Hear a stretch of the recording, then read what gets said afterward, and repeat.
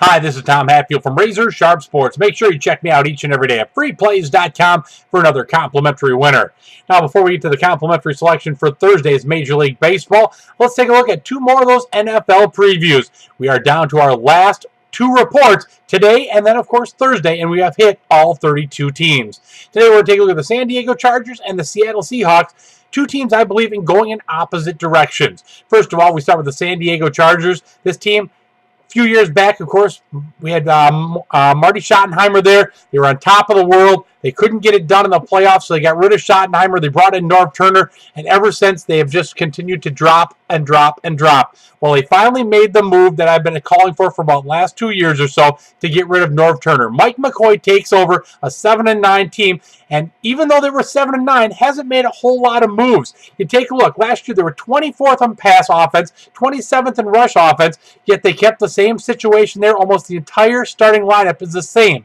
On the defensive side, they were 18th versus the pass and 5th versus the run. Now, they did bring in the veteran leadership of Dwight Freeney to help with the pass rush, but other than that, really not a whole lot of movement. As for draft picks, they did bring in a big offensive tackle in DJ Fluker out of Alabama with the 11th overall pick. And then they brought in Manti Te'o to take over one of the linebacker spots in the middle.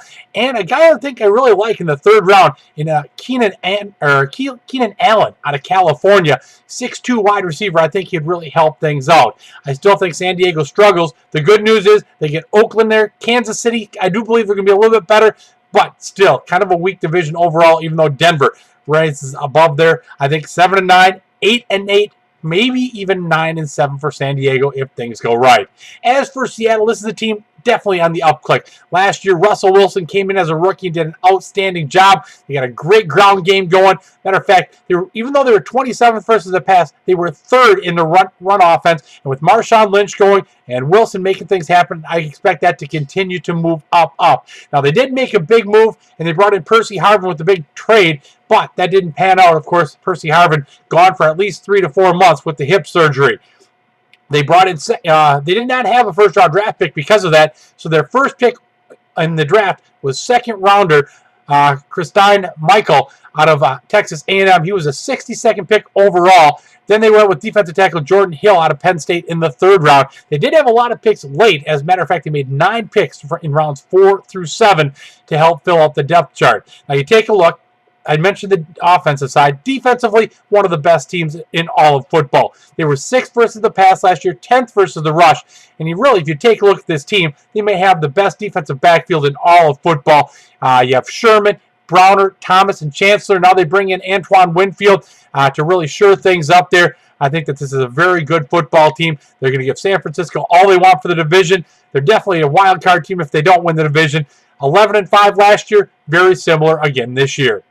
Now, our next update and our final update will be this Thursday as we take a look at the Denver Broncos and San Francisco 49ers, both teams with very high hopes. Now, let's get to your free winner here for Thursday's Major League Baseball. We're taking a look at a big matchup in the National League Central as the leaders, the Pittsburgh Pirates, take on the St. Louis Cardinals.